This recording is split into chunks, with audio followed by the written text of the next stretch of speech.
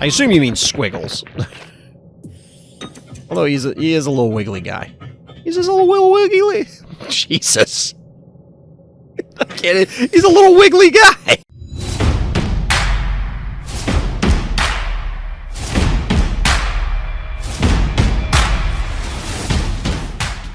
Back. It's finally getting chilly out. I'm not gonna lie. 80-degree Halloween is not what I signed up for, chap. Not what I signed up for. I gotta lean this way, apparently. Maybe I gotta shift my camera. But I'm kind of rearranging the physical setup, so there's a few things that are a little bit off. That's why I'm kind of like behind Phobies. But speaking of Phobies, we're gonna be looking at some viewer games tonight. We, of course, have more on the docket. We had the big, well, not big, but we had a rather impactful patch as far as viewer games go. The spreadsheet won't let me click. And yeah, we lost a whole bunch of games, like an enormous number of games. So if you submitted a game and you're wondering why you didn't get on stream, there's a significant chance that that is the reason behind it. But we're going to be looking at the ones that we can. We had some very interesting Monster of the Week games last night. Let's see if the viewer games have similar excitement in store. But before we get into it, of course, I have to let everybody know that I am part of the content affiliate program. That means that the Phobies team does, in fact, give me coffee. Holy crap, that is loud. Phobies team does, in fact, give me coffee for producing Phobies content. So just throwing that out there before we get into things. But get into things, we shall. What's going on, chat? How's everybody doing out there? Hope everybody's having a good weekend. Had a good weekend, if it's the end of your weekend. As it is mine. There's not very many other options.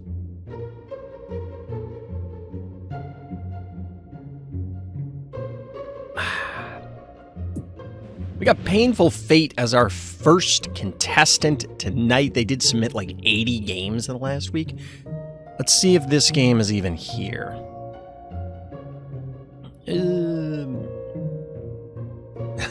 Okay. All right, yeah, this is definitely it. This is definitely it. All right, jumping in, like I said, on Morbidity, this time with Painful Fate as our hero. I didn't know how to put his username in, so I decided it was an L and a Q at the end. That is a Cyrillic character, I believe. Pretty sure. By the way, use the Speedola brothers once again. Well, let's see. We're getting a little bit of pre-patch shenanigans going on with the turn pseudo being skipped.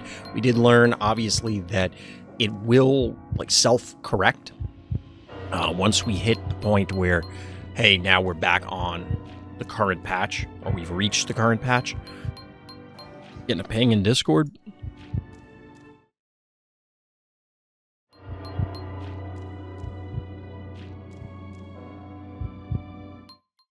My wife's sending me notes.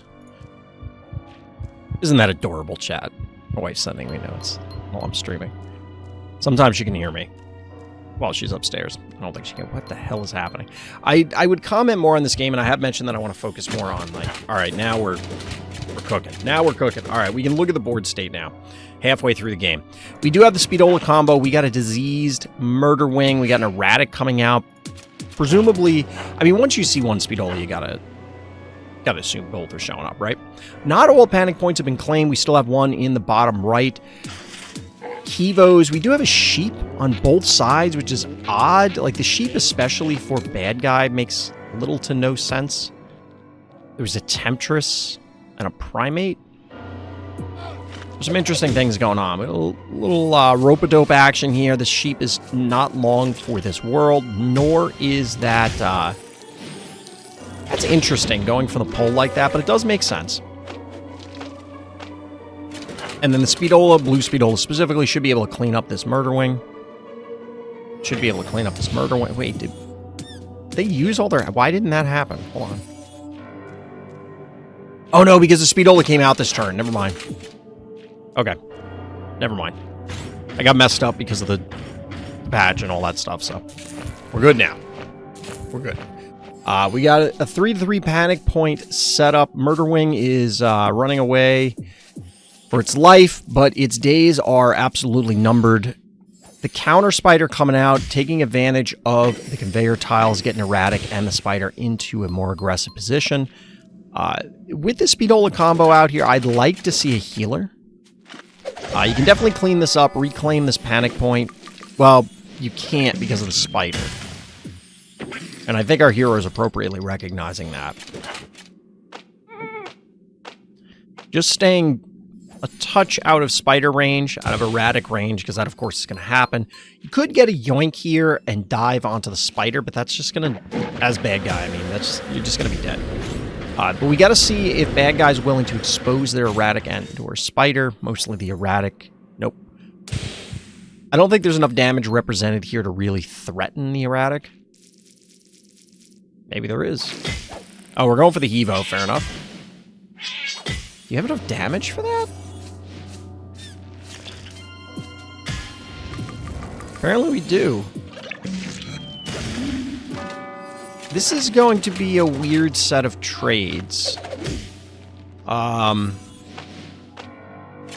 to be very interesting to see how bad guy responds here, but even if bad guy is able to put a hurt on our hero, they have to rely on their remaining 10 keys at this stage. They're electing to just go for the kill in the center.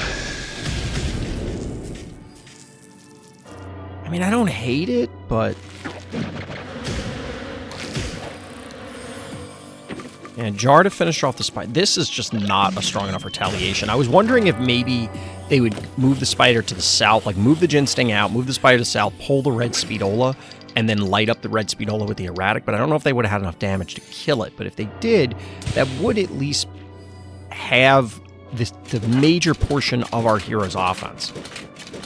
W's, you got Kerbloom for the season pack. Is it good?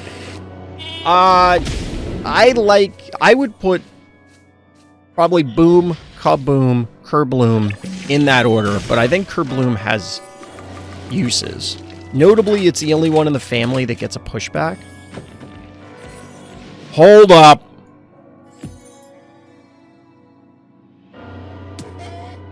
It's his cluckiness.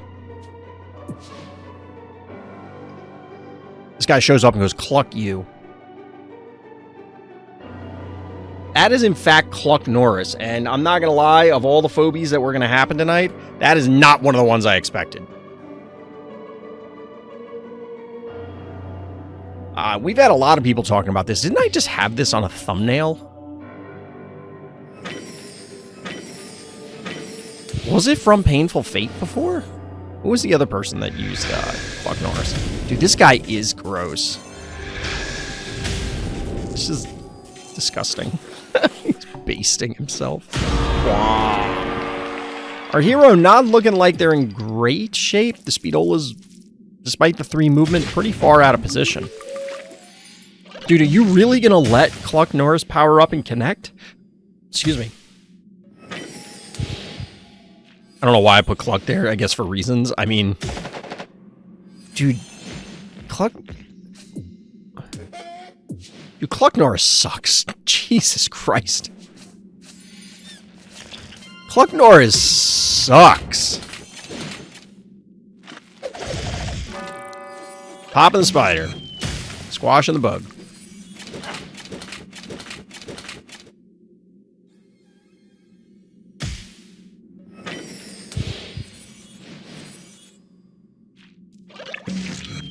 Honestly, I don't love our hero's position here. They're not, a little bit past halfway on the heart. Cluck Norris is a colossal waste of keys. And you have 2, I mean, yes, the erratic is poison, but like, that's a lot of HP to chew through. Admittedly, bad guy kind of offered themselves up here. What is happening? Snipe the jar? Ooh, are we going to get a heart push? I don't know if that's the out here, but it might be.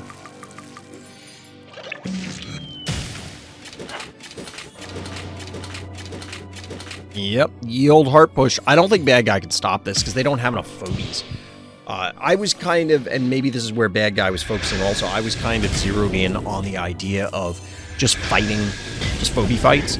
But in this case, I really think that you can make the heart push. I didn't know that it was going to be... Oh, the power down. You look so sad when that happens.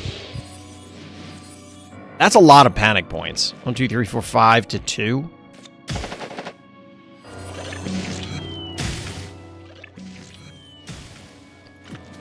But that red Speedola is healthy enough that there's just not enough time.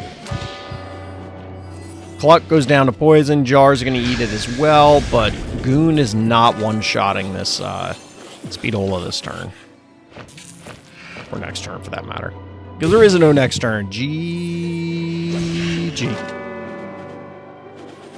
Very interesting.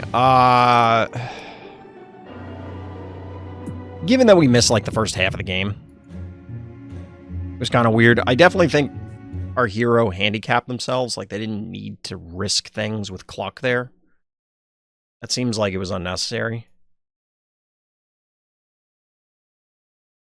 But it did work out in the end, and Speedolas did put in a fair amount of work despite the erratic showing up.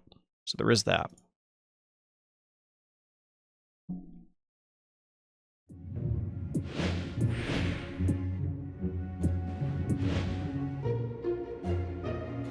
Ooh, spicy here. We got a little spiciness for our next game, chat. I guess Red Speedola saved me? True. All right, chat. We have Cheeseburger on This Might Sting a Little. Unlucky with 2 sad faces. I know why. You're going to learn. Mech's not afraid of erratic there. Sure. I'm pretty sure they were. I'm pretty sure they did have the fear of God put into them by erratic. Cheeseburger with the opening that I absolutely hate on this map. Into a response that also makes no sense. But I guess it's fine. Because next turn you could be moving up whatever, but I'm not a huge fan of the Gravedigger opening here. It just never seems like it gets you much.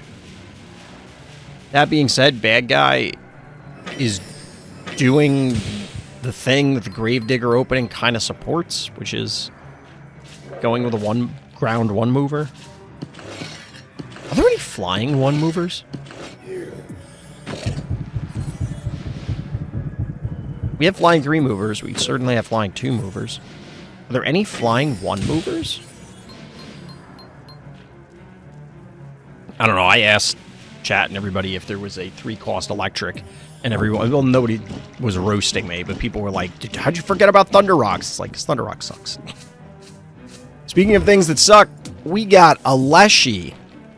I paused just because there's no world in which people knew what this phobia was. Like, nobody was recognizing this. We got a Leshy. Also got a stemmed up Murder Wing, which looks kind of dope.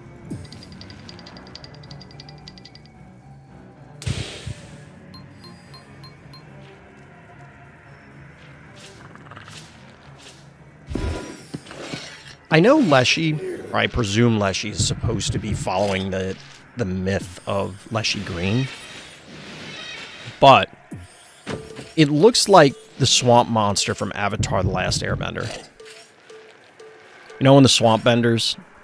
I think they're in 2 episodes. One where they're in the swamp and one when it's like the invasion of the Fire Nation. Anybody know what I'm talking about? That's a jackalope. Alright, things are looking good for our hero. There's a Leshy and a jackalope on the board. Levels are fairly even.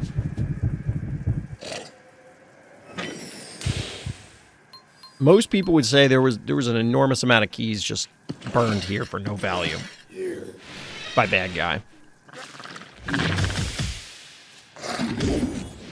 Ooh, the punt with the corn. What are we doing? We're going to hit the stabby and retreat. Alright, sure, I guess.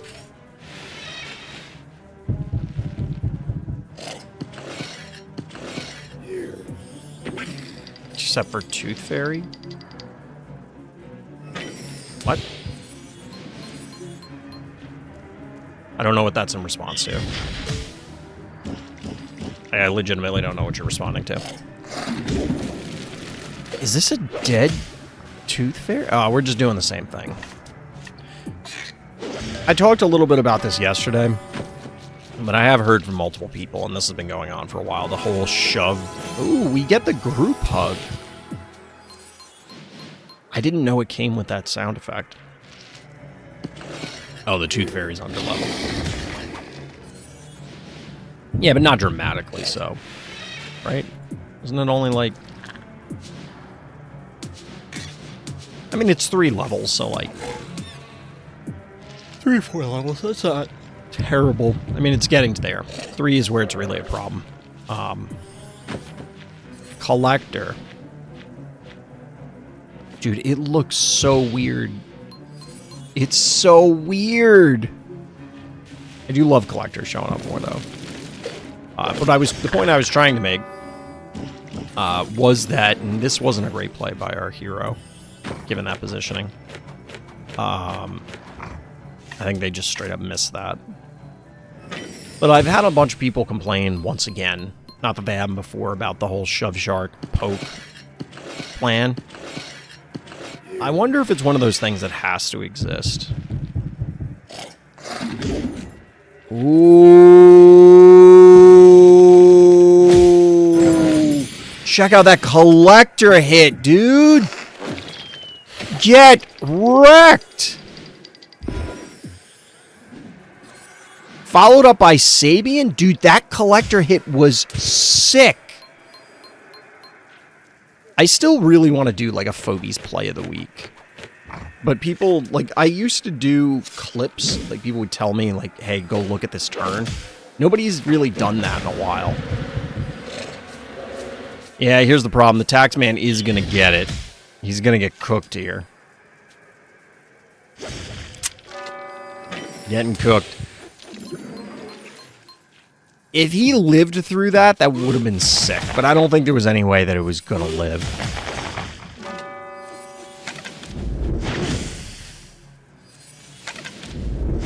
That being said, you can get a lot of value out of this, hypothetically. Ooh, I love this AoE. This is a great AoE, and it pulls the Sabian off the lava. 15 keys to 10 remaining, though. Leshy's still got the taxman power down, though. Like, our hero's kind of in a dominating position right now, and they do have time, because even though bad guy has 15 keys, it's going to take time for them to get everything in. We do have the Jackalope King powering up the Jackalope. That's going to mean a dead Innocuous here. Not the end of the world. Sparky is the follow-up. Right now, our hero's main offense is Sabian, so this makes sense. You really want to get this Leshy off the board. Imagine you live that turn, our hero summon Bluelian to heal the Collector. You'd need a lot more than Bluelian. Like, you'd need an actual healer. But it wouldn't matter. I wouldn't have retreated the taxman if I was in that position. I would have just used it to kill the rest of their things and be like, I got the value out of him. He did his job. The man showed up for work that day. But he didn't live. So he punched out early. His shift ended early. So we get a Frosty coming in. Shove on the Leshy to slap a cat. Sparky to kill the next 10 keys. Keys? Uh-oh. I think you're right about that. Uh-oh. Although, the Sparky, I guess, was a little precognition, given that Frosty showed up. I wonder if bad guy knew that our hero had Frosty, but... Like,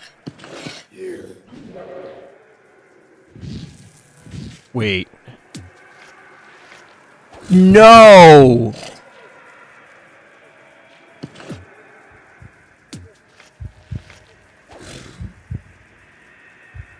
Is there no way to do this? Wouldn't it make sense to... Because you have shove. Can't you put the Gravedigger right up to the top left of the Frosty, boop it, and then move into position? Well, no, you can just move anyway. Never mind. Are they just going to do this? Maybe they're just going to do this. Why didn't... Is this not live?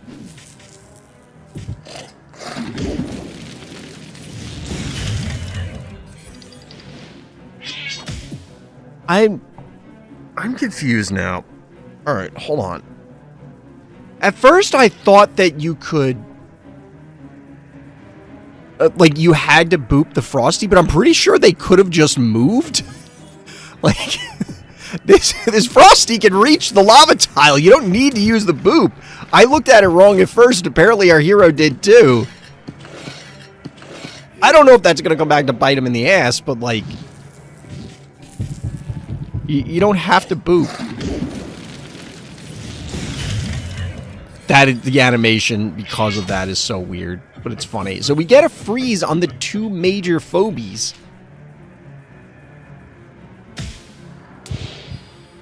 Like, unless Sabian dies this turn...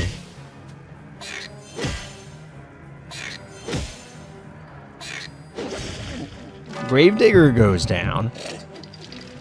Does bad guy body block the Frost? I don't know what the hell this Gesundheit was doing. Like, why did it take off down on the bottom lane of the map?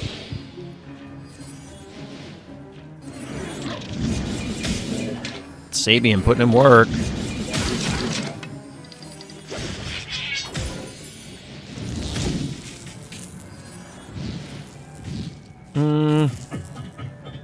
I don't love that. It's going to depend on how... Like, the Sparky has to die.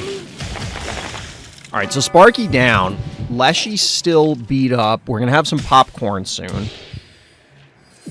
Our hero's in a great spot here, I think.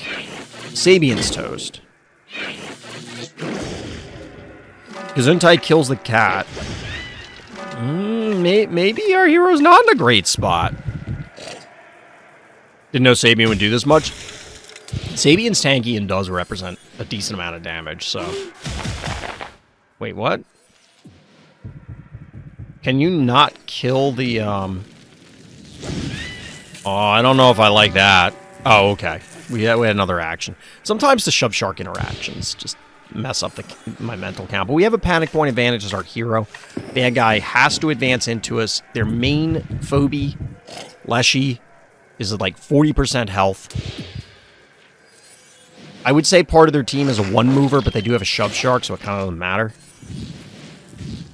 So yeah, just don't die, basically, is the plan.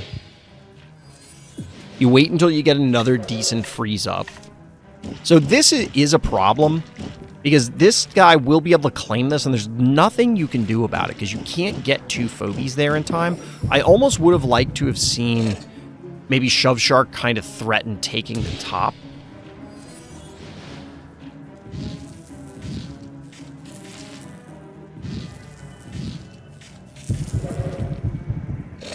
I don't love this. So freeze is up. Could you not have...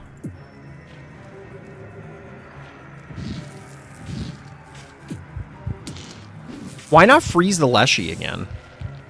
Just go in, like, go onto the center panic point, freeze the Leshy. This thing has 1,300 health. This is 6, this is 5. Like, they can't kill you. With the Leshy down... They can't get everything there fast enough. I would have frozen the Leshy and positioned more aggressively, I think, is what needed to happen. It's a tough call to make in the moment, because, like I was saying, my first inclination, I announced it, was like, just don't die. But backing off like this gives your opponent time not only to get the panic point advantage, but also consolidate their forces. And we're sending the Frosty to claim the panic points, get the advantage up here once again. I don't love this because your forces are split. So it's 2 Phobies against 4. Alright, we're going to end up trading here, I think.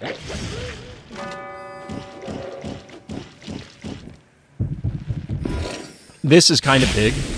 But because the Frosty's often in left field...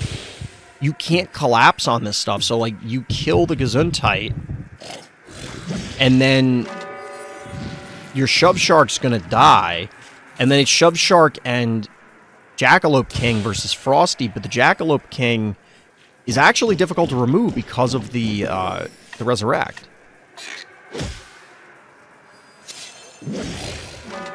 Dude, can you hear the knives come out for Leshy's attack? That's actually pretty cool. This is bad. No, this one... Yeah. Leshy down. I do like the freeze here. This is a good play. I don't know if you can... Well, you should have... Yeah, you should still be fine here, right?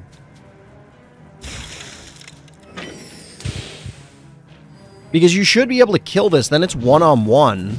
Oh, I don't know about this.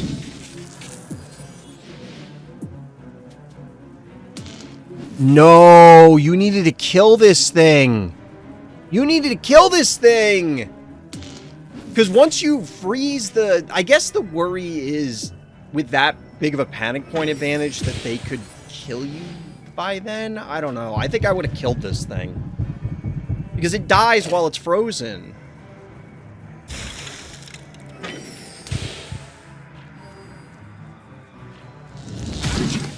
I mean, you still get it now, but, like...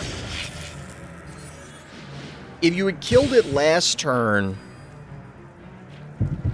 I didn't know it wouldn't revive it frozen. Yeah, I mean, it doesn't come up all that often, but I'm sure they didn't either. It's entirely possible. Somebody in my Discord pointed out the other day, they're like, oh, I didn't know that this would happen. I'm like, yep. Just like if you drop a terraform block on them. But this is the game.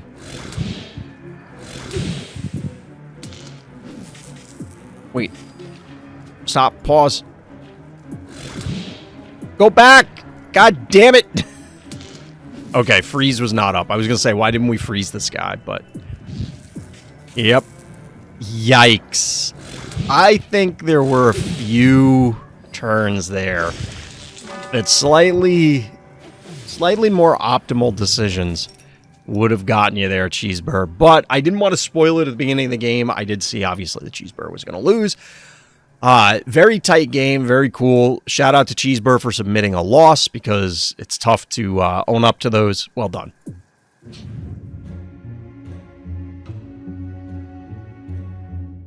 Sparkanites? Welcome. I think that's your name. Hey, Master Dark, what's good? You got extremely lucky from a bronze pack. Got both dupes for Creepy Devil and Omega, and it gave me Baba Yaga. And the best, I wanted a 2-move Trapper. Well, congratulations. GG, not even close. Definitely not close. It was a blowout completely from beginning to end.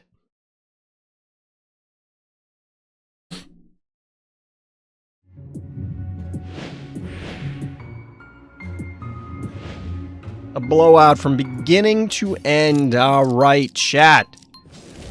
I gotta switch themes. We got teavee as our hero. Creep, once again, getting MVP against a high-leveled opponent. We'll see how high-level. We'll let a few phobies percolate.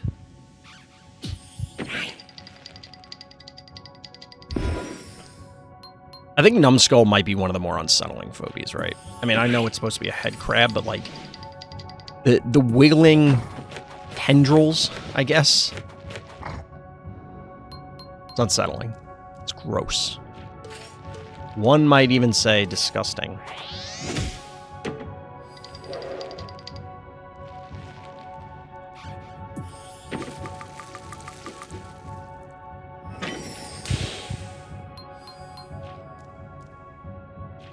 Benny design is also pretty unsettling compared to most phobies. I don't think Benny is that weird. teavee back at it again. We haven't seen a teavee game in a while that I recall. But I watch a lot of Phobies games, so after a while they start to run together. I don't hope nobody takes it personally, but, like, at this point, I haven't seen it all, obviously. But, like, I've seen most of it. I've seen a good portion, so it takes a lot for it to be a massive standout. And again, that's not a knock against anyone. It's just like, it happens. Now, this particular game, I think it is a standout that we got that early Numbskull. The responses from our hero here, completely reasonable. Get a cast where you get the fire pup online. A little late on the turret, but bad guy did not offer one up either. This map is one that I think could stand to be retired. Now, bad guy seems to be operating in the Karst school, where it's getting these 111 keys, or not 111 keys, but like this aggressive positioning setup. The thing is that I have to imagine 2 of them are going to die here, And you're not going to have a whole lot on the retaliation end. His cat's going to go. Cassowary's going to go. I might have left the Contortio there. Can Numbskull plus 1 jar hit kill this Cassowary? Oh, bad guy's not even going to go for it.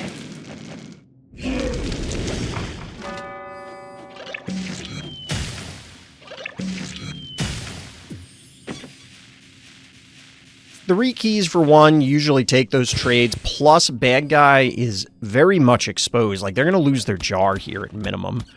They're going to lose the Numbskull as well. This is a 32-turn game, however.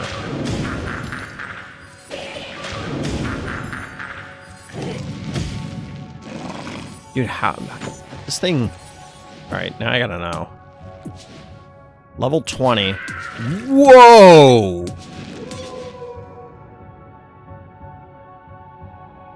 Alright. There's a... Remember when last game or 2 games ago when people were like, oh, under-leveled. It's 3 levels. This is an 11-level difference. A 10-level difference. That's notable. That's one to remember. I can understand why bad guy is, like, just throwing stuff away.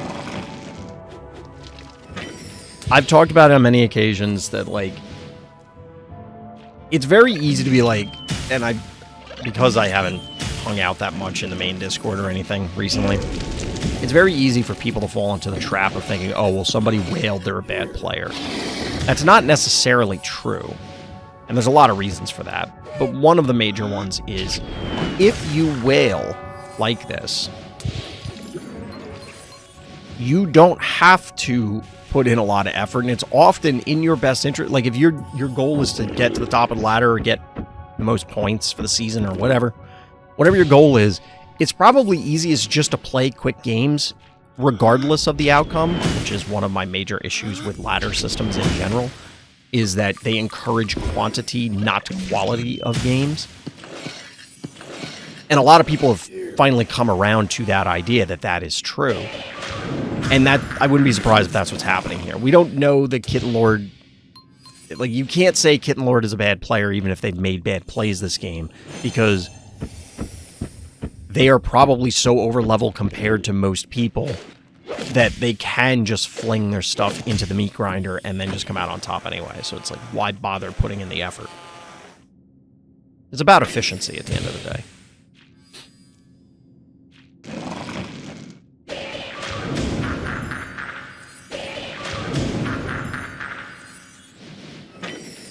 He's got the same level Spud.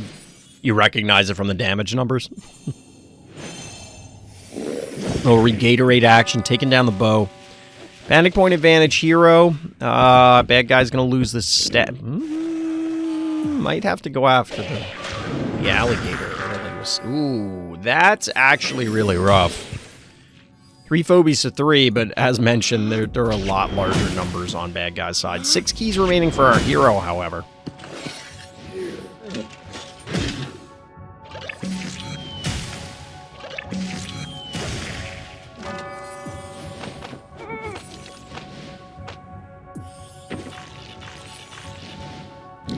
There's a little creepy.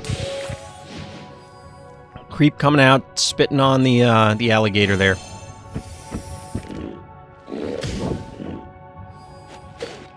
I mean, our hero played this the way you're supposed to. You take the wins where you can, and just let your opponent make mistakes. There's really no other option when you go up against an over-leveled opponent, especially one that is over-leveled to this degree. What else are you supposed to do? You can't... You have to be flawless, and you need them to make mistakes. And then there was one. There are still 12 turns to this game, which tells you a lot. Like, that tells you a lot.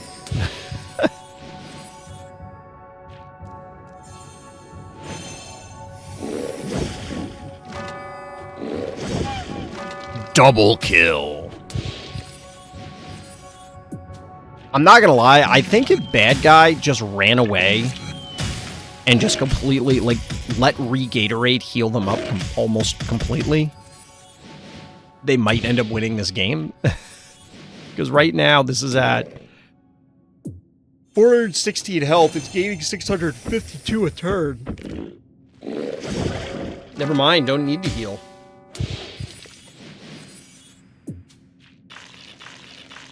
Oh no.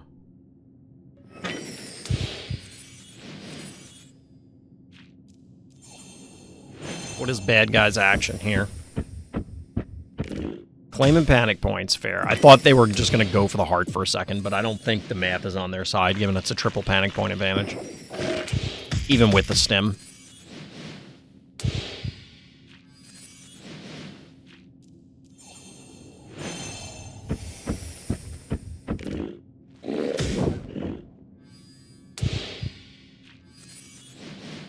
And now we just watch the weird slap fight.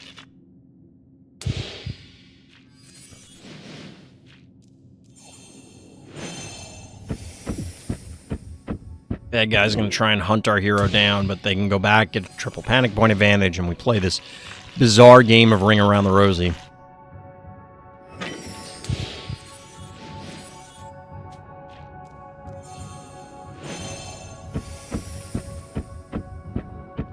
Very well played, teavee.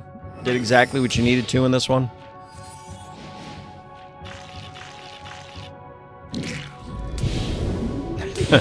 Just for good measure. Actually, it might have been needed, but either way, GG. My nose is itchy. Why is my nose itchy? Oh, excuse me. I think I ate too much for supper, chat. Like, I was hungry, but I wasn't, like, feeling really hungry. My wife went out and got dinner. So, it's... I don't know if anybody else does this, but, like... I guess you could call it an old school way of thinking of just, like, if there's food there, I have to finish it. Which isn't always the best thing to do. So now, like, it's a little indigestion. A little rumbly in the tumblies. Alright, hi, Georgie. And for my first trick, I'll make your Russell disappear. I feel like that's a closing act, making something disappear like that. Still a bit rusty coming back, but I spent more time thinking about positioning, possible moves, and whatnot, which was more intense in Arena, but I hope you all like it. We always do. So let's see what you got, Georgie. We're on noughts and crosses. You'll have to let me know, chat, and YouTube. Let me know what you feel about this map, because I feel like this is one of the really... What bizarro land? Come on. Why is there a Doom Doom?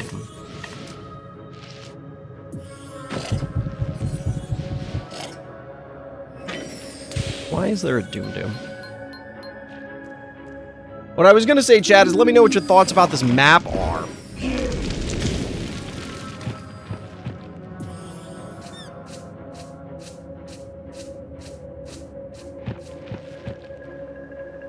Let me know if you think this is a good map, because I kind of feel like this is one of the better maps, but I don't know.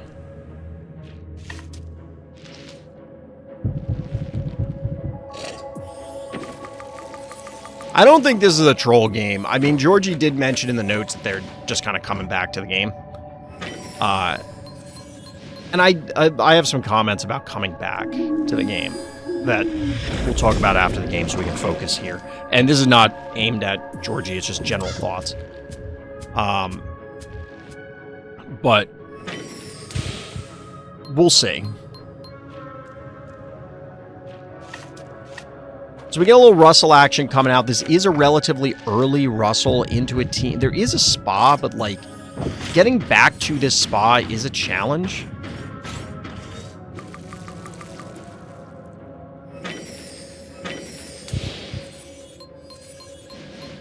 And this is something that's relevant about this map, and it kind of calls back to me saying, like, do people like this map? Because there are a lot of elements about this that I do like. So, for example, the spa being so out of the way from the rest of the action, the length of time that it takes to go from the vault into the action means that, well, the actions you take are more relevant. So we see the jackalopes going down. Honestly, should have just been a 1 key. Like, there's really no reason to put the jackalope out there. The corn has a good chance to make it back because I don't think a bad guy will invade.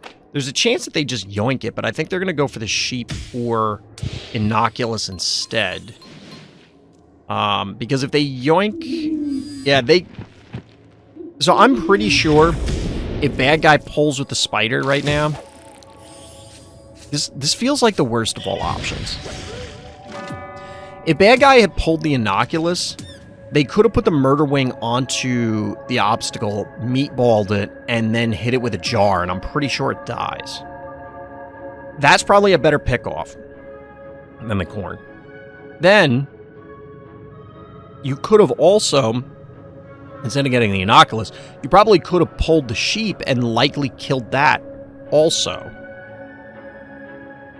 But instead they elected to go for the corn, so... I mean, everybody keeps telling me the corn is broken, so... What do I know? We get the follow-up Metabot because, obviously... Kind of an aggressive push from the Russell here. This allows the sheep to get a double connection, and because the pole is down, that means that there's no threat of the sheep just auto-dying.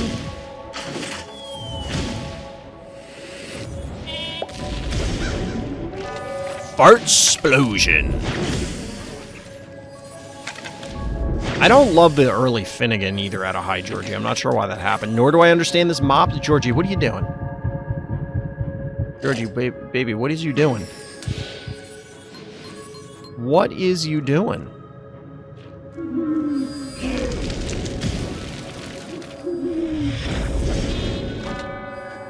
Like, you had that great play, and... I don't know. Either way, we do get the heal.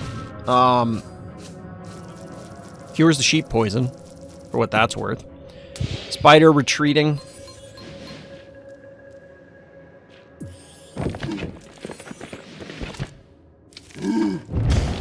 I don't love this.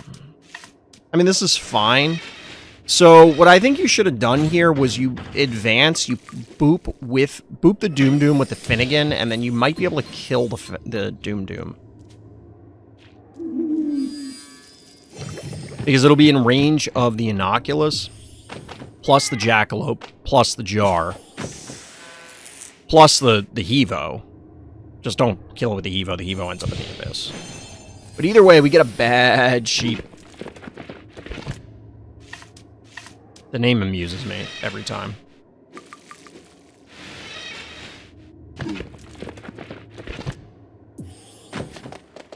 Boo Fairy! Nope. I don't like it. I don't like it. I feel like I'm being very overly critical of High Georgie's gameplay, so don't take it personally, Georgie. It's all in good fun. What?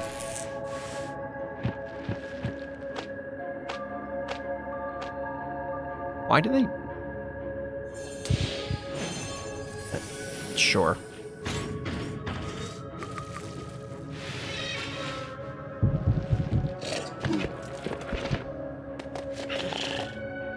I guess with the bad sheep follow-up, it's a little sketchy to try and kill that snowball. I do appreciate the muffin. Yeah, bad guy can't get to it.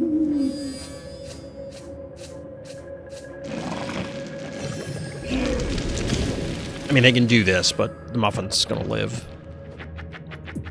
Yeah, it's gonna live. Second guess myself for a moment. The briefest of moments. Given bad guy's positioning, I wonder if our hero can just shove the heart. And then, like, back out and kill the sheep.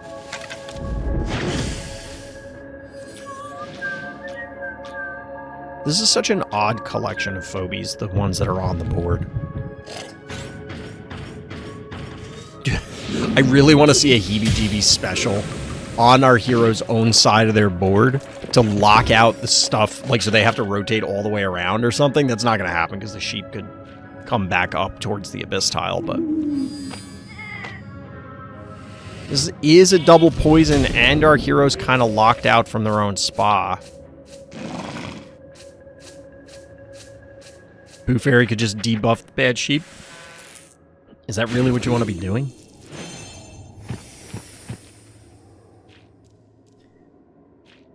The biggest issue with Boo Fairy, I mean, well, there's several issues with Boo Fairy, but one of the biggest issues is that its debuff is melee range, and because it does so much damage, it's kind of like... I understand the thought processes of, oh, I go in, I debuff, and then I'm protected, so I have, you know, technically extra health. But that never works out because, oh yeah, there's other phobies. Also, because you do so much damage, wouldn't you just be better off killing them? That's the best debuff. Just kill them. Like, if they're not there, they can't hurt you.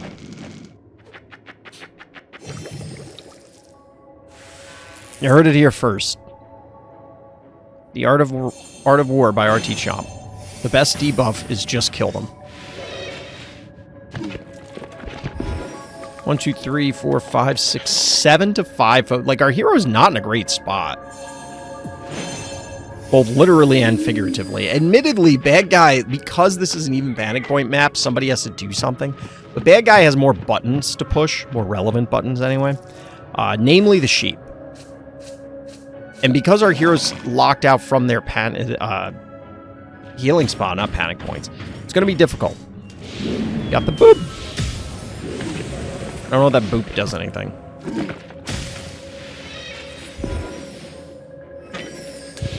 I don't love this.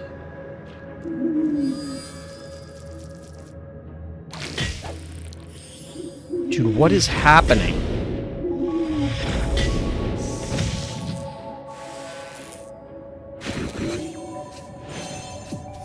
Did the Doom Doom really need to get healed?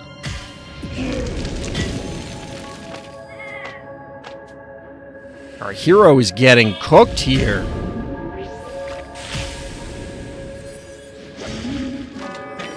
Yikes!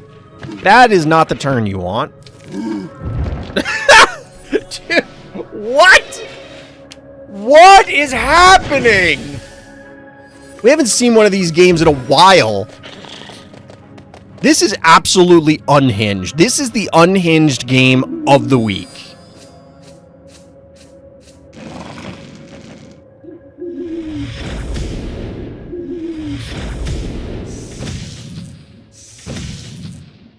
This is funny. Dude, this is great. This is peak Phobies. Yeah, the double heebie-jeebies. Dude, tell me the last Sum of All Fears 3 game you saw that this happened.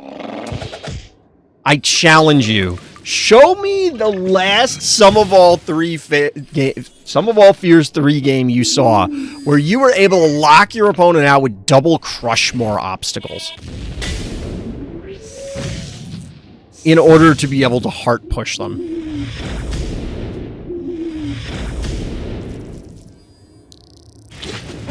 It was looking bad for our hero, too. Like, it was looking really bad. And then all of a sudden, Hi Georgie finds a way.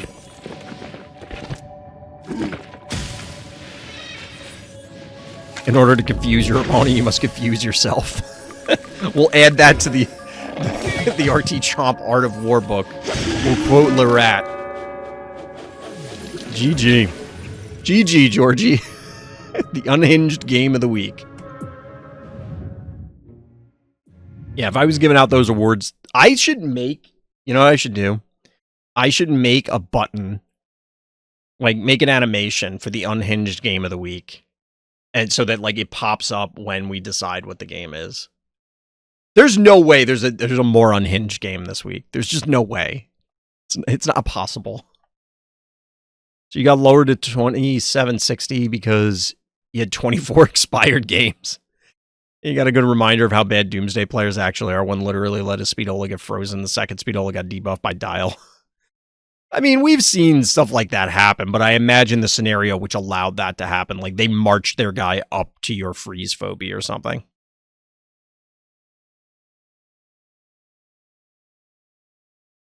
So there was something I was going to talk about after the game, and now I forgot what it was. I think it was in the notes.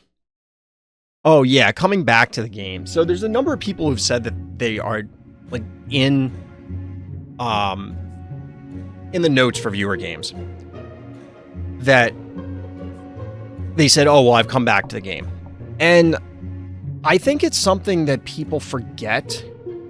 If you are not having fun with the game, that is okay. It doesn't mean that the game is bad. It doesn't mean that, you know, you fell out of love with the game or something like that. It could mean those things, but it doesn't necessarily mean it. It's also entirely possible that just at the point you are in your life, your gaming career, your relationship with this particular game has changed, or you just need a break. You're allowed to play other games. Like, I will say, for something like Phobies, it is much more fragile than, like, say you were playing League of Legends or Call of Duty or some other, like, big game. You know, like, it's a big game, and you know the games I'm talking about. If it was one of those, you are confident that if you take a break for years, you'll come back and it'll still be there, right?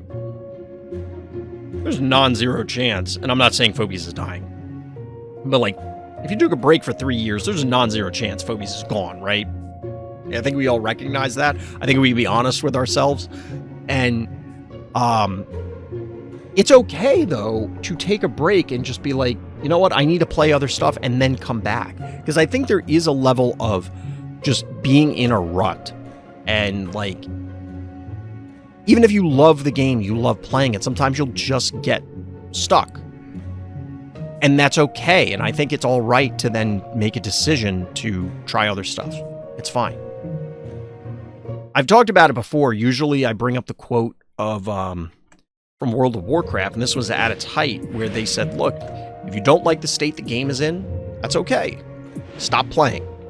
We'll be here when you get back. And like I said, maybe for something for World of Warcraft size at the time when they had like 24 million players or something, whatever it was, it's easy to say that. For Phobies, if everybody up and did that, that would be a problem. But there is a level of, yeah, if you're not enjoying the game, don't make yourself hate the game by bashing your head against the wall. It's okay to take a break and then come back. It's fine. All right, next up is dearh. Didn't quite get Wuffalo mind control, but still able to kill Hevo 3.0 with Wuffalo. Bold move there, Cotton. Here on Rush Hour, ironically, with a shorter game than the last few that we've been watching.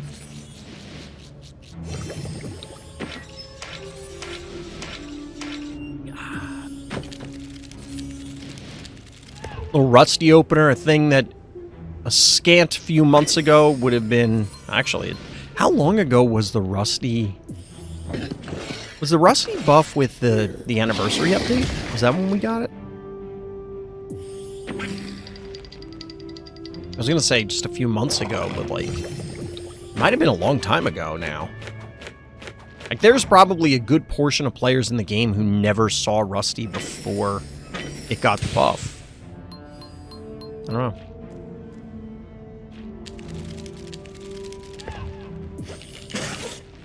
Ice Cream! Alright, chat, what are your thoughts? Ice cream in the winter. Yes or no? Is it only a summer treat? Is it a winter thing? How excited are you for ice cream when it's very cold outside?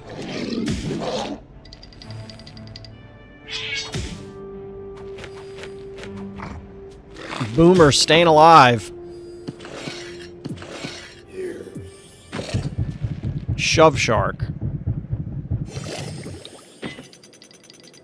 I mean, like, Shove Shark is fine. But there's nothing on the board right now that really screams to me, Give me a Shove Shark. Chat, what would you think if Shove Shark got nerfed to it can only push melee phobies? Ooh, the Rusty gets burned to lock the werewolf in place. Very interesting. I don't hate it, given the board state.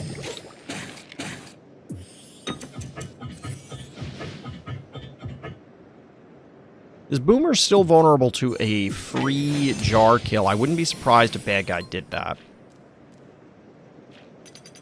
I'm fairly certain that you can still Shove Shark the werewolf, though.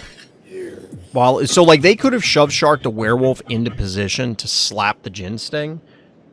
I don't know if there's enough damage to kill it then, but it would have absolutely gotten frozen by the Ice Cream, and then I would have died.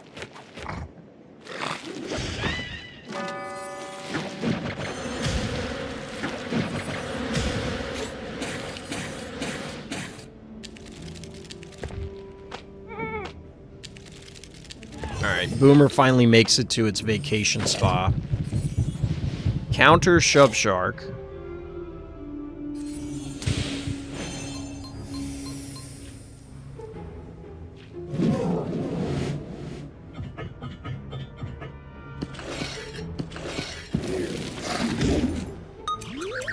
Boom.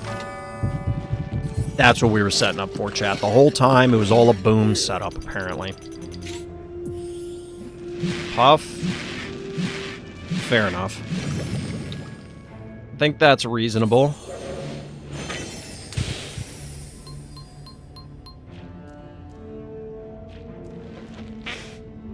This map is always so weird to me.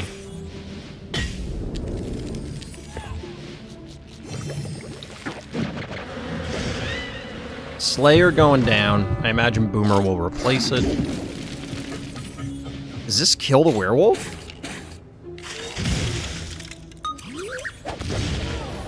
Ooh, that's a free werewolf pick. We take those. I guess it's not free, but like...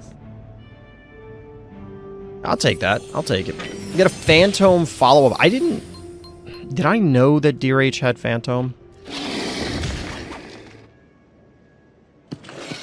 I don't remember.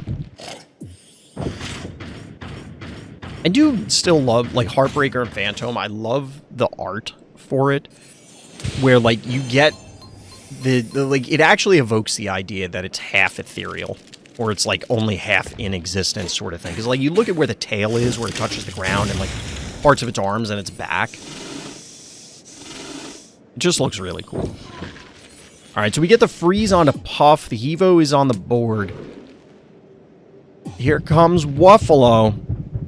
I love how Puff's wings change color while it's frozen. Everything does get, like, that bluish hue to it while they're frozen, but it's more noticeable on some phobies than others.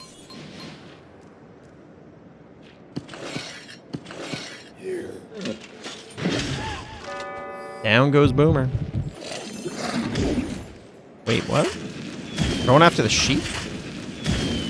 I guess the thought here is that the Puff can't die while it's on the spa, or it would be very difficult for it to die.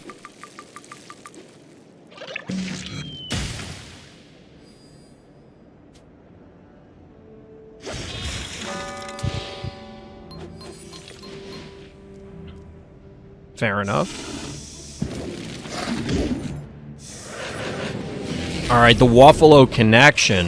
Well, Wuffalo's going in. Is it a connection is another question. So here's a question. Did bad guy intentionally not thaw the Puff that turn? Because they were trying to avoid the potential Wuffalo play. Because if they had thawed the Puff and left it there, he would have gotten Wuffaloed and been ready to act.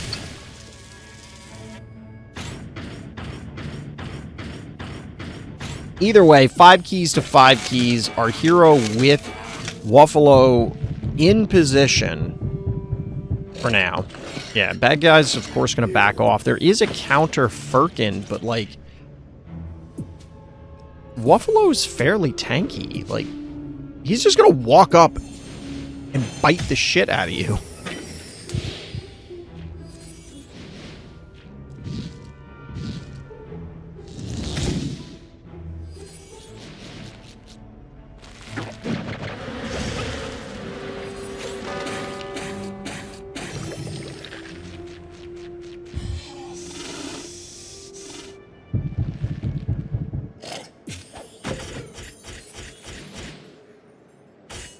Trivolta?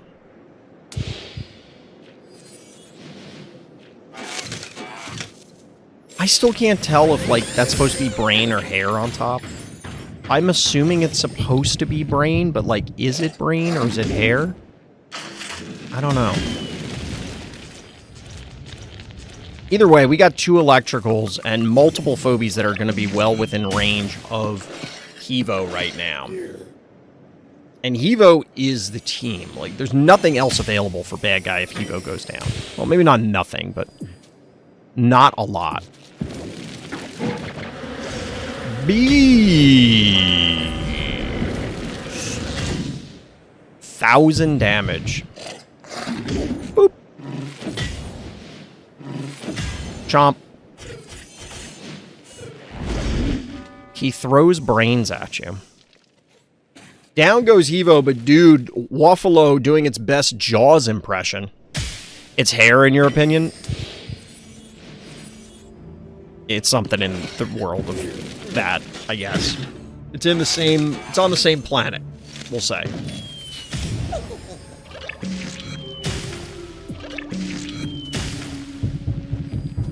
You know, dearh plays a lot of Monster of the Week events, or has in the past. I don't think I've ever seen them use Waffalo in those. I feel like somebody's slacking.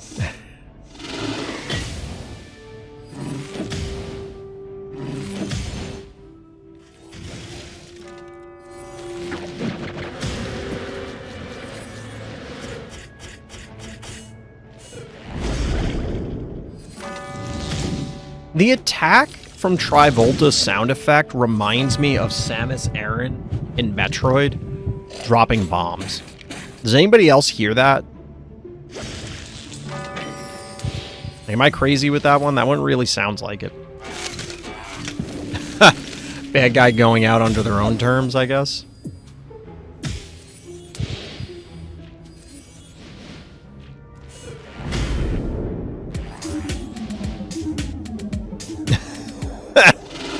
So wildly unnecessary.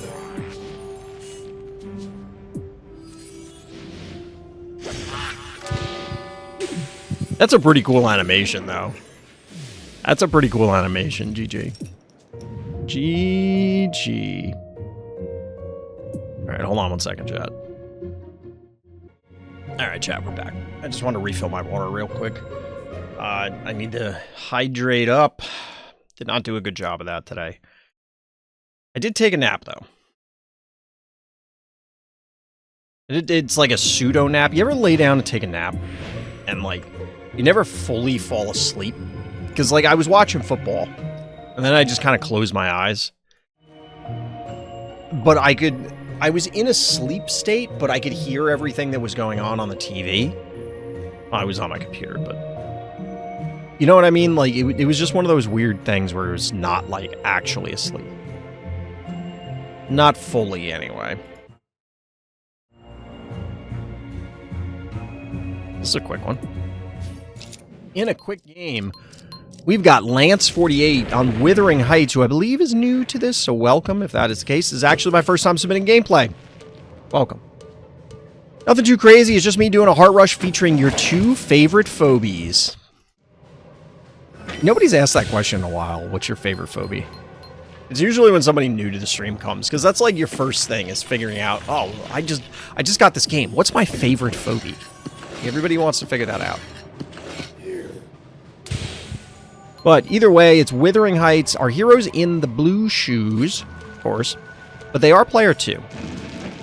The player 2 on this map, bad guy did not go for Gravedigger, which means that the GD advantage is in favor of our hero, and that's bad news for bad guy because, well, based on the turn count and what we've seen on multiple occasions now, I'm telling you people, look, this map really seems like it is Heart Rush based. You need to defend, and alright, now I get the meme. God damn it, Lance. What is this opener?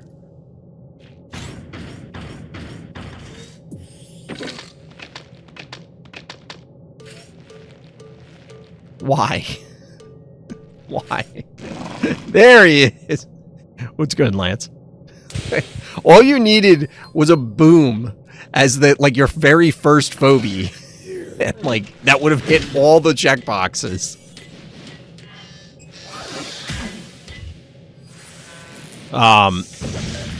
Given how fast this game ends, I was really expecting speedolas or something. Like something... Alright, squiggles. I was about to say squiggles or you're banking for a high five.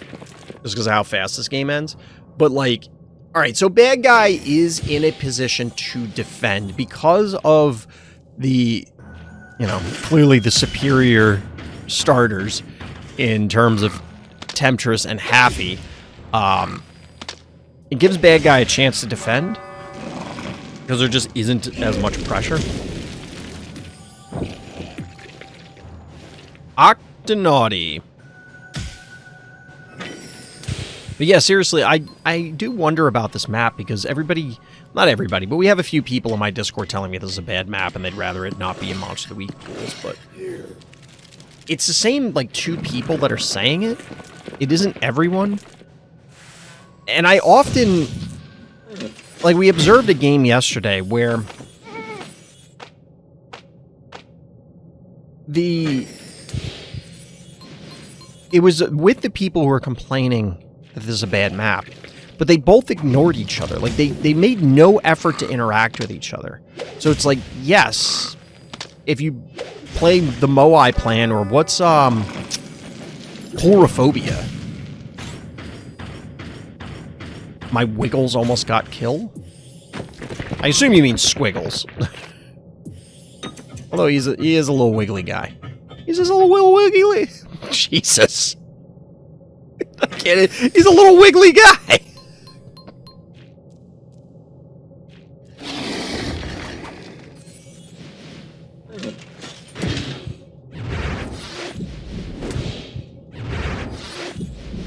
That one's gonna be the intro for the... Because when I started saying he's a little wiggly guy. Like... Little sheep connection. How fitting it is that bad guy popped out Octonaughty given their avatar. Dude, Octonaughty's avatar looks menacing.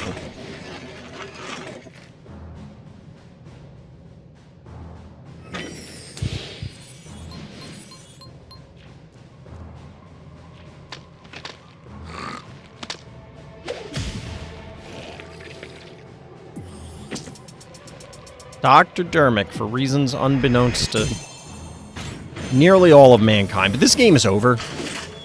Because there's no way for bad guy to stop Squiggles at this point.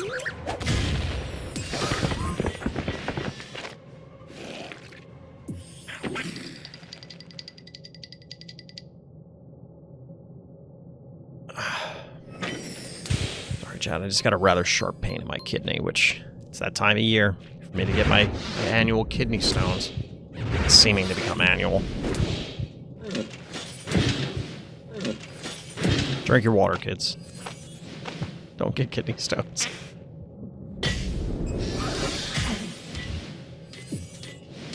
Where were we? Oh yeah, this game is over. I forgot. Does bad guy surrender?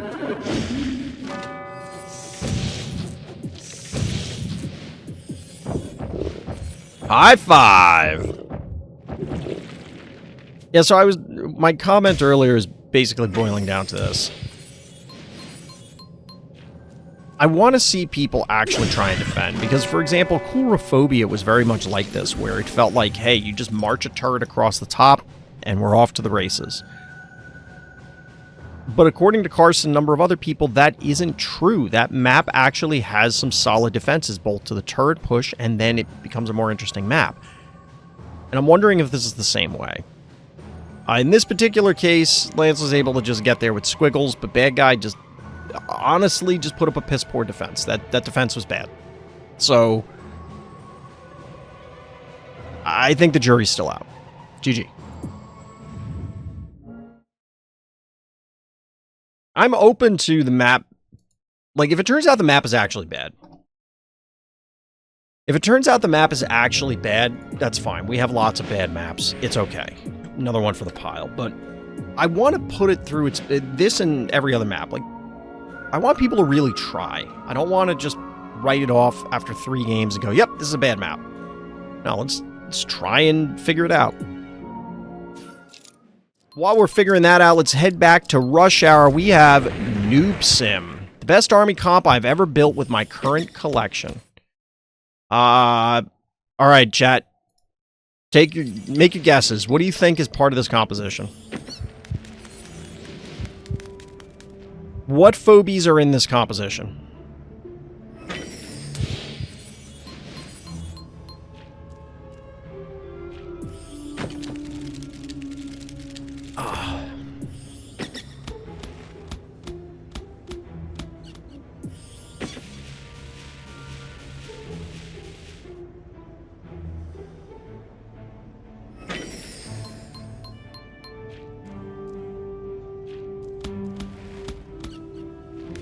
I don't know why, but for a split second there, I thought our hero was going to leap with the cassowary onto the boomer. And I was about to scream, no, don't do that. Even though it would have no impact. It's like screaming at a movie. Like, it's not going to do anything. What are you doing?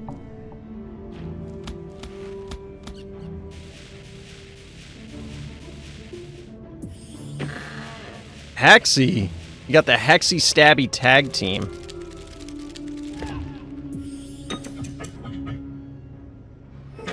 Do they have the identical...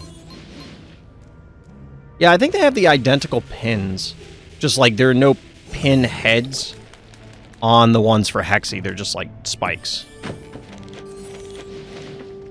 Also, why is Hexy a Cyclops?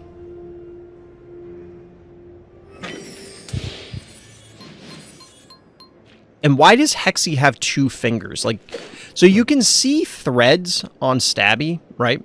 On both hands, right? See the threads sticking out? It's like, all right, well, that's supposed to be like stitches or whatever, and they're just straight threads. And you can see the threads stitching the arm onto the body on Hexy, but why does Hexy have these 2 fingers? And only on one hand. So is there a person underneath and this is a suit sewn over them?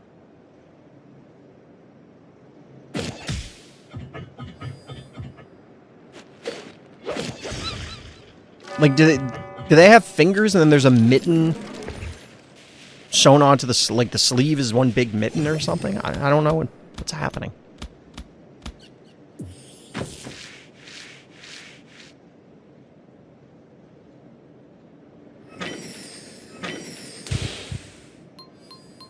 Baba Yaga and Venus are going to face off in the trap war here.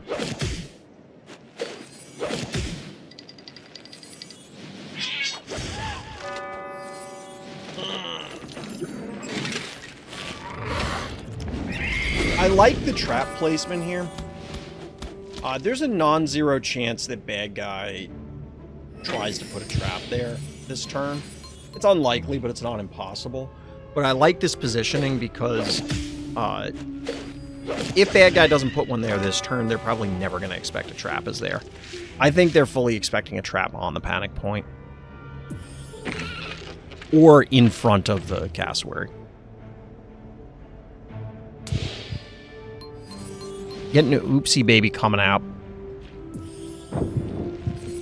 Followed up by an Akira. I will say, since the Akira nerf, we definitely have seen way less Akiras. Definitely seen way less Akiras.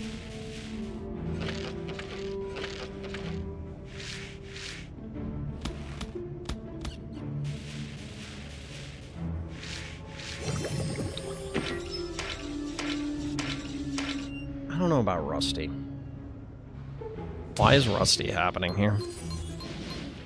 I guess it's just as good as any other one key. It's not like it's a boom where it's just going to die. And it could hypothetically have other utility at this point. But our hero does not really have much in the way of... I take it back. They have a significant damage threat. And that damage threat is Mildred. Alright then. It took like half a second too long for things to start happening on bad guys' turn. I thought they were just going to pass. They're like, shit, I don't know what to do. The Mildred answer apparently is Chuck. I don't know if bad guy knows this, but they're at a panic point deficit, so they need to do something. I get trying to avoid the Akira, but you will lose if you just do nothing. Just saying.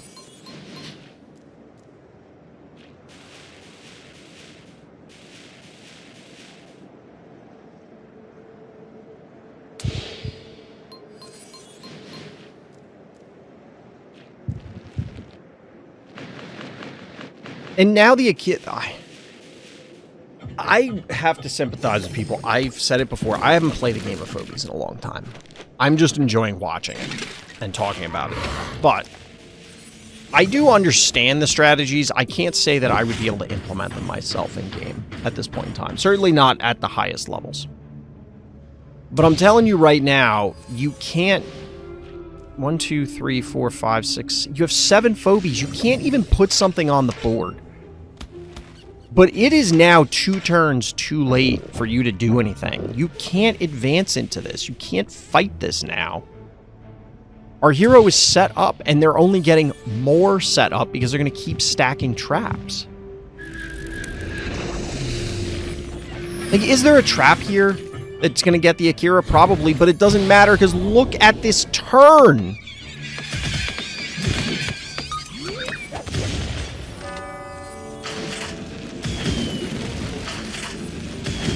Unreal.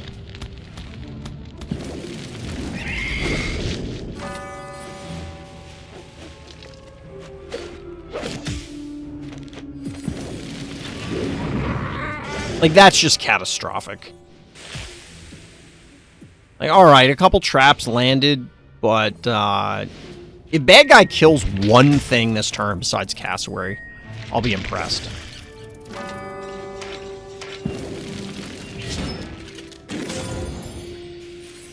Alright, they lock the Baba Yaga onto a lava tile. That's kind of cute. The answer is boss. But here's the thing. Still a panic point advantage. Nothing major died. And with the exception of Baba Yaga, everything else can walk away.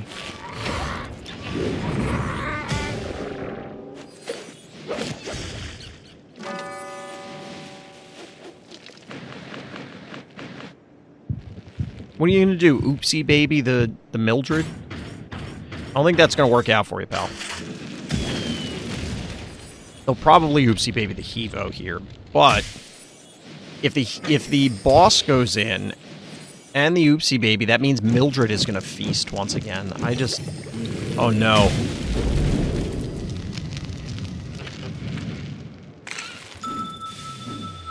Alright, so we do power down the Mildred. What does that actually do to it? I mean, that's a pretty big damage reduction, but, like, it's still doing an enormous amount of damage. Plus, the Hevo now gets a double AoE hit.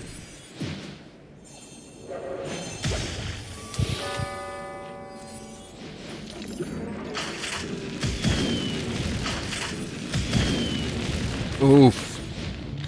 This is just brutal.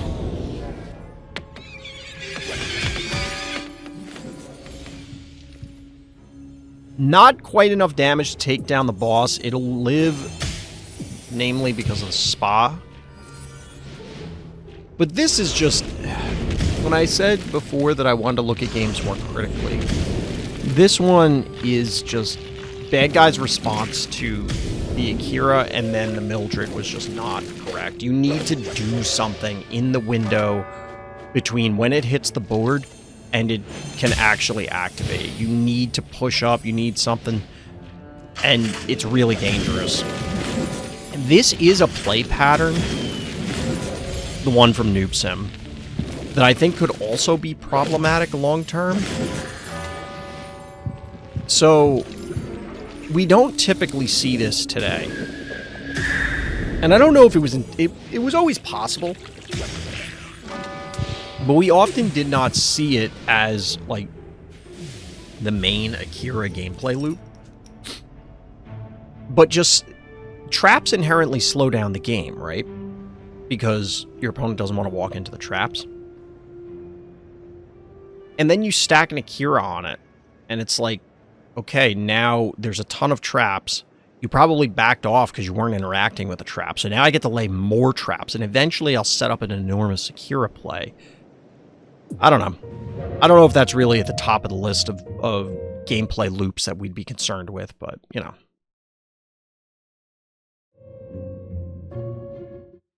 Just something to think about.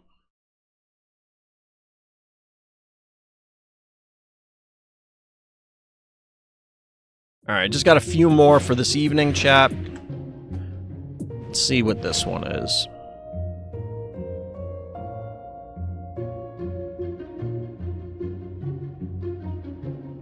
Did not favorite the game.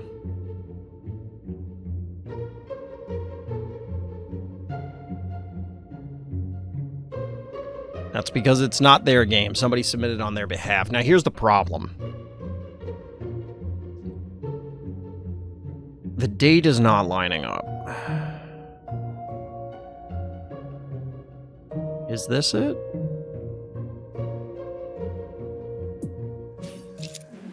Alright, I hope this is the right game. So this game was actually submitted by Fortute on behalf of Spidress. It's not actually one of my games. I'm Fortute, but it is a rare one that showcases Mummy really well. I think it was Gravedigger 8? It was somebody that used to hang out a lot. I don't know if they're still playing Phobies, but they were a big Mummy enthusiast and would use it almost every game. In a number of games that probably shouldn't have been. But they did use Mummy, which is cool.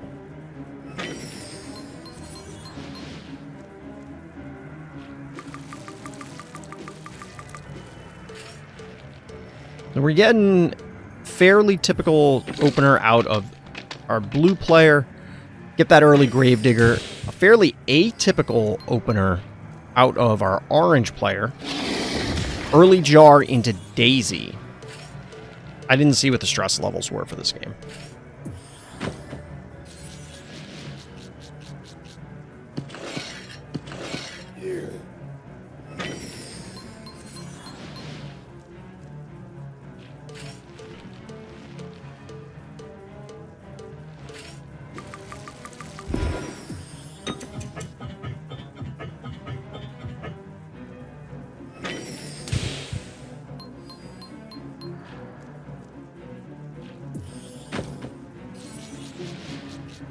Alright, we got Mario and Luigi coming out.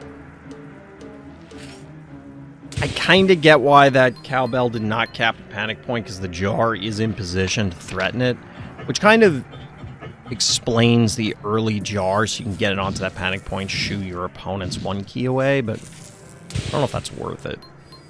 Either way, we get a Frosty to supplement our orange player's forces.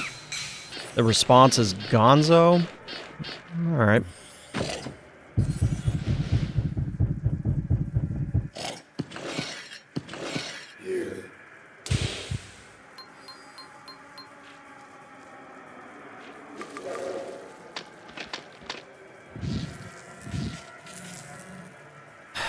I don't know about the Shove Shark. Like, 1, 2, 3, 4, 5, 6. We can get one more Phobie for our blue player. I don't know what the Shove Shark is doing yet.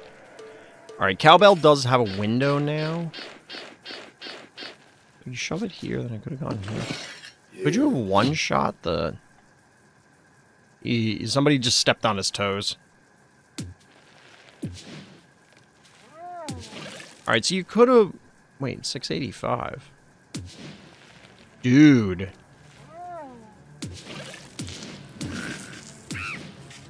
Oh boy, that level differential's a thing. This is 665. This is 685. Like, why did they move this? Did they really think, like, they're gonna disease both Jin Stings to kill the jar? That seems weird. Who's Hercules? Waluigi. I don't know.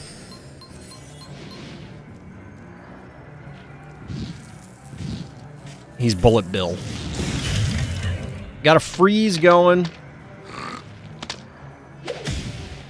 Locking down a good portion of our blue players' team. The follow-up is Tick. I'm not going to lie. Right now, it's all coming up orange. Everything seems to be going in our orange players' favor. 1, 2, 3, 4, 5, 6, 7. One of them, of course, is Boom, so it could end up freeing up space.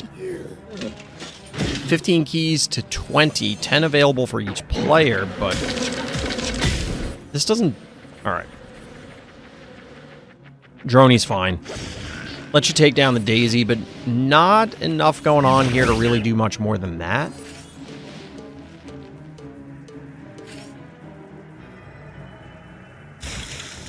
Vacating the top spot does allow an opportunity for Orange to sneak the cowbell up to the north. I wouldn't be surprised to see that. Oof. Dude, that is a ridiculous Tick hit. That is a really... Like, this is brutal. I mean, the level differential here, I think, is playing a significant role, because there isn't much that our blue player can do for orange. We do get the mummy coming in, as mentioned in the notes.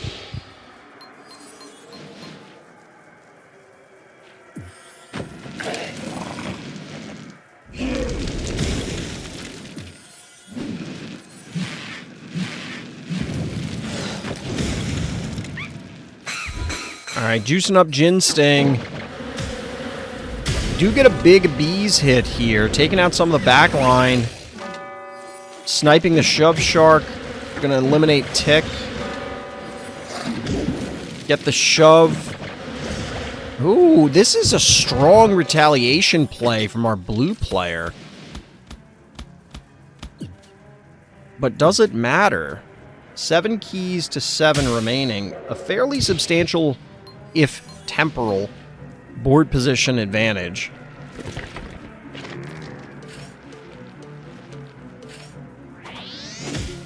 Slap the Gonzo. Slap the Gonzo. Zap the Jin Sting. 4 to 2 panic point advantage into Brony. Alright.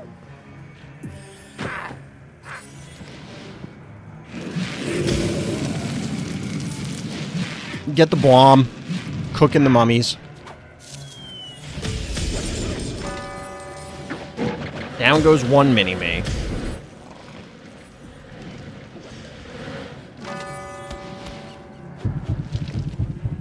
You know, sometimes I really forget that mummy exists as a phobie. And I have to say, it might be the laziest phobies naming in the game. It's a mummy. What should we call it? I don't know. Mummy. Like that. That's just lazy.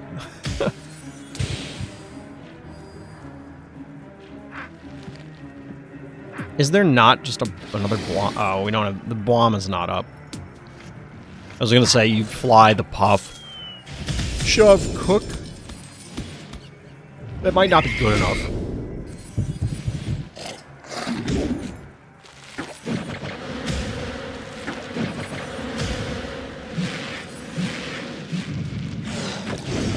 Alright, for Dude Tag.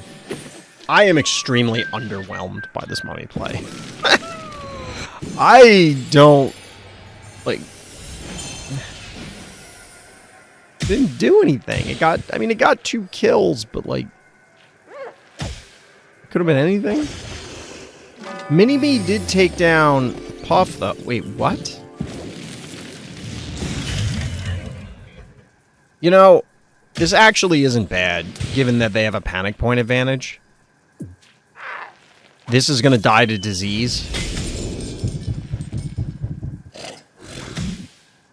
It doesn't even kill the mummy. That's hilarious. It doesn't kill the mini-me.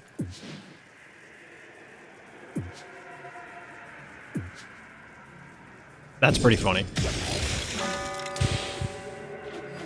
Disease still ticking on Hematic. 5-2 panic point advantage. As I said before, there was a significant level differential here in play, but it's still pretty cool. I don't think the mummy did a ton. I mean, clearly it impacted the game, but I find it difficult to say that the game would have gone the other way if it wasn't for mummy. You know what I mean?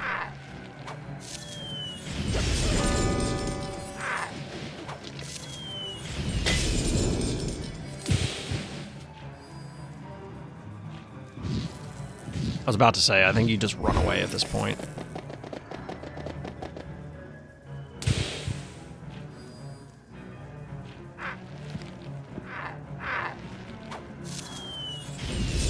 Yeah, there's not enough time for our blue player to stop this Frosty.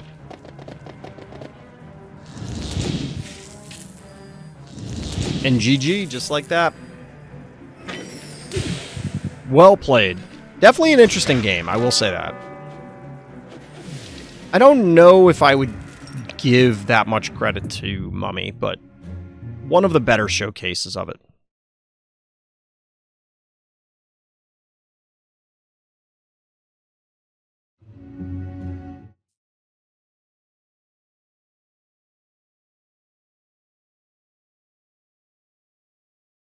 Alright, we got 2 more for tonight, chat.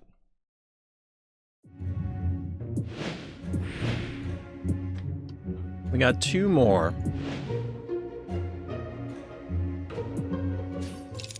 Mostly longer games tonight, comparatively.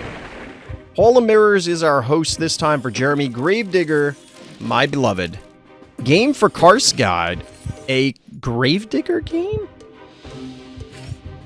I feel like there's a lot of Gravedigger games, so I wonder if this is more opener-based. This is interesting. Again, Hall of Mirrors, we're getting a try 1-key opener. This does scream Karst. I will say that. Bad guy here opening Sulky. The fact that Mini-Me killed a Puff and a Hematic Ginsting is crazy to me. I mean, they did, but it's not like they did the heavy lifting for it. Admittedly, the Mummy player got a lot of value out of that last game. They did get decent value out of Mummy. I don't know if it's like the best ever Mummy usage, but that's last game. This is this game. We have Bow Mangles coming out. The Numbskull is notable here. We'll see how it plays in. It is a tanky or 1-key. I highly doubt the AoE is going to come into play. But this triple 1-key opener has led to incredible board control at this stage, backed up by double turret. And although Bad Guy here does have 6 keys, they're going to be hard-pressed to actually get through all this.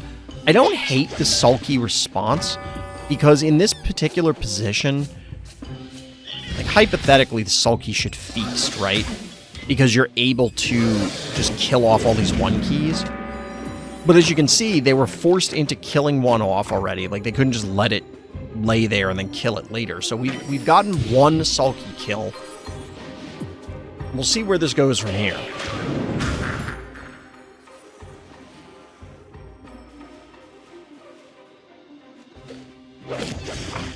Alright, takedown on Contortio. I like this line because it forces the orange player to advance into our blue player's team. Yeah, they can claim this panic point, but if they wanted to come after Numbskull or the turrets, they're going to have to overextend. But they're banking to 8. I don't know if a jar will kill this. A Puff will kill this, though. That cat got cooked.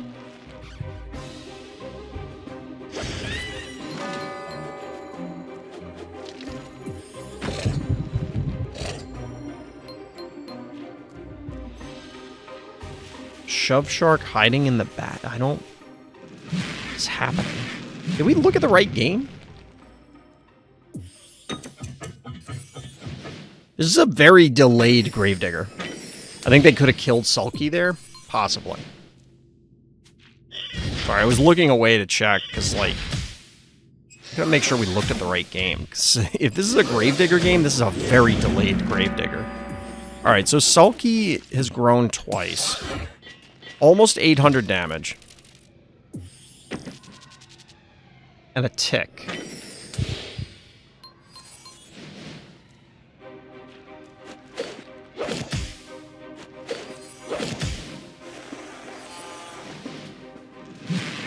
Alright, we're going to clearly get a Blom here. Good setup. Our hero's done a great job at controlling space here. There's really no way for bad guy to advance into this safely. So their game plan was to set up with Onion Boy. We do get a disease onto the Puff. And we're going all in on killing Puff, apparently. And we get there. Big damage numbers. Alright. Was it all a trap? Bad guy allowed themselves to get pushed into this corner. Maybe. Alright, here's the Gravedigger. Aha, alright. They need to kill Sulky now? As you wish. Boom takes him down. This was a good Gravedigger play. Like I said, this was a very late Gravedigger play. I was expecting something wildly different, but well done. Great heads-up play. Not quite enough damage to take down... I take it back, never mind. That is, in fact, a dead Onion Boy. If they want to come after the jar, I don't even think they... No, they used Meatball on the last turn, so it's not up. I'm not in love with the Wiggy. But I guess it's fine. That means Bo Mangles is still sitting there ready to tear them a new one. 0 keys to 1 key. I will say that Jeremy has done a great job of appropriately handling the turrets so as to not end up losing anything. Certainly not trivially. Bad guy has made some very questionable phobie choices as well as positional choices, but it is what it is. The positioning here from Jeremy was just to try and dodge the tick so that it didn't land on Gravedigger or Stabby. Obviously, it's way less relevant for Bo and Jar. So with Ted down, are we going to go in? We're going in. The Jar has kind of served its purpose, and if anything, goes to reclaim that spot. It's going to die. Alright, Blue is going to go after it. Is that worth it? I mean, I think Tick just dies here, and then there's just nothing to kill the Bow. Oh, no. The Stabby goes down. I thought Stabby was going to survive, but clearly not. So Tick has to die here. That means Blue likely lands on both the Gravedigger and the Bow? Because it can just go forward and then pop? Given the early board positional advantage, I don't know that our hero can lose this race, though. Yeah, it's 4-1 panic points. But I don't think Jill can, like, chase them down. And you should still be able to kill the Shove Shark despite the power down. I don't know. Ooh, we're just going to push for the heart. Never mind. We're not going to try and fight anymore. I like this play.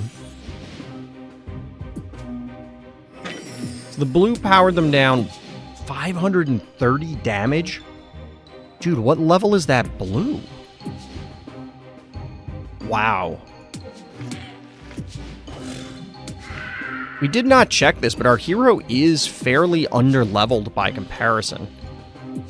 Looks like 17 is the highest level phobie versus 6+ levels. I mean, why is it not letting me click on certain phobies? Depends on the phobie, but there's a fairly substantial gap here.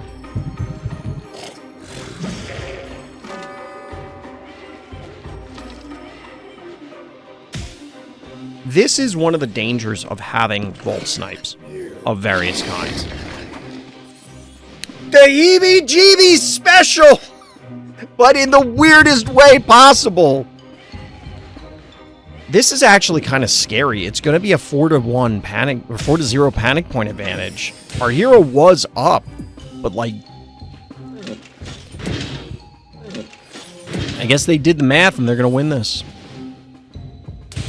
Or they just did it and they crossed their fingers. I'll leave it up to you, dear viewer, to decide which is more likely.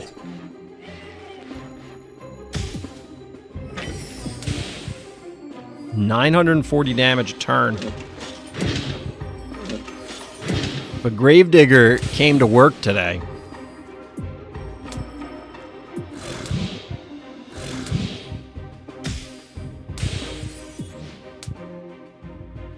$570. Well played there, Jeremy. Well done. Well done, GG. So if you're not sure what we were referencing earlier, Karst is putting together and trying to compile a listing of videos to showcase like when to use certain phobies, different things on different maps, different strategies so that people can reference it later. So it's definitely a major undertaking. Definitely check it out.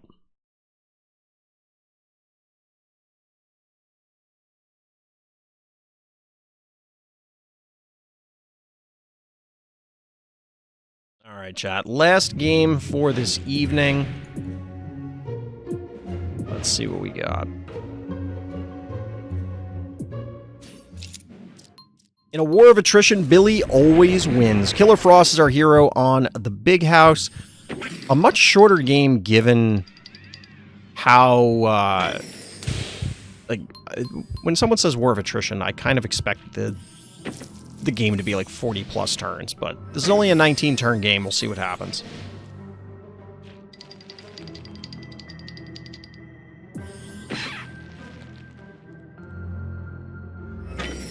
It's also going to be interesting because we've been seeing a lot of the big house lately. I mean, it is in rotation, but it was in Monster of the Week for the last couple weeks.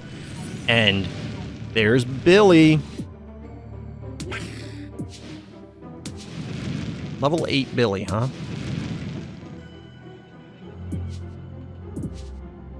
Love how they have to explain this unit can use 3 actions per turn. Has 3 actions. But we've seen a lot of this map, going back to what I was trying to describe a moment ago, and we've seen a lot of Sentinel plays. We'll see if that bears out here. I do kind of feel as though Billy was intended to be an anti-Sentinel. Similar to how you can shove Shark a Sentinel up and then back off, Billy has the opportunity to like get in, poke, get back out. Just like that. And it allows you to harass your opponents so that they have to choose to advance. We'll see if the long term this plays out that way. I do like the idea of this sort of phobie in order to break stalemates. Because we've seen a lot of things that encourage, they're clearly intended to try and break stalemates, but then they actually induce stalemates. So we'll see what happens here. So many actions. All that to take down a numbskull. Do have the body block here to prevent Billy from taking too much damage. I think we're going to see a boop. Nope. Yes, we are. Interesting. Okay.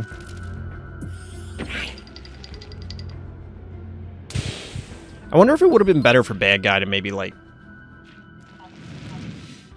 Could they not have put a direct hit on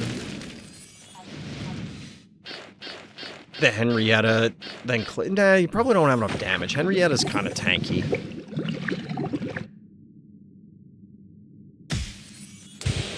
Henrietta's kind of tanky.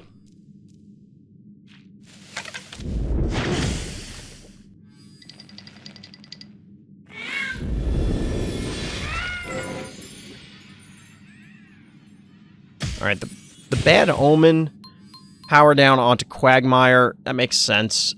The combo of Billy plus Gonzo seems potentially very dangerous. Wait, what? Alright, we're just gonna negate the Bad Omen, I guess.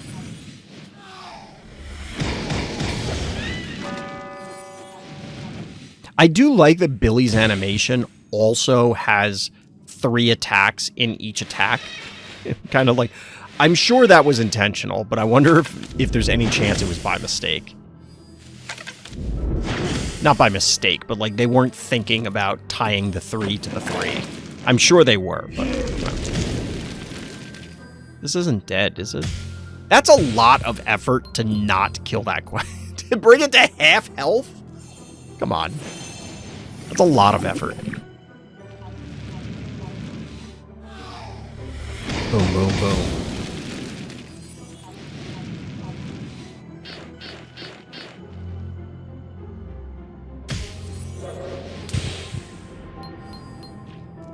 Billy, if nothing else, is really cool. Like, he has cool attack animations and sound design. I love how his hat incinerates, and then he's like, oh no! Oh no, my hat!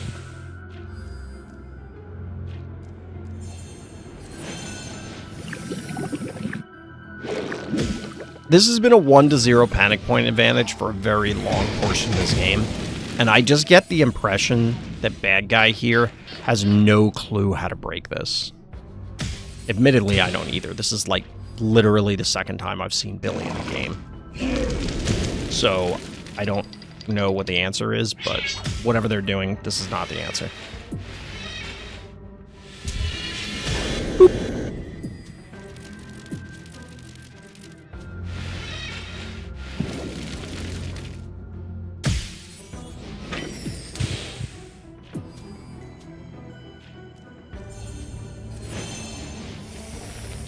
So I'm going to say, do that, juice the Billy. Yeah, and now you just go ham.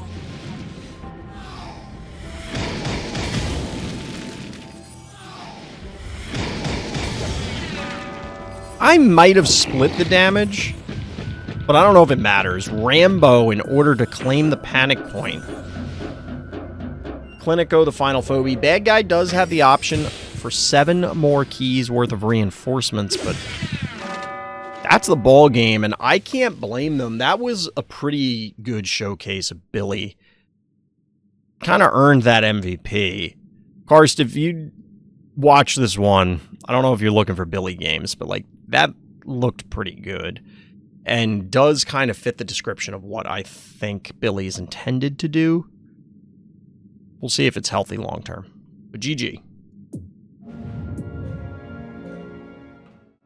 Alright, chat, that's going to do it for tonight. That is 10 games of viewer games. If you're interested in getting your own games here on stream and ultimately on YouTube, then hit up the Random Slots Discord. The link for that is, of course, in the description. That's where you're going to hear about Phobies tournaments, ones that I run, including Monster of the Week, where it's free to enter and you get coffee just for playing. But as always, everyone, thank you for listening, thank you for watching, and tune in next time for more Random Slots.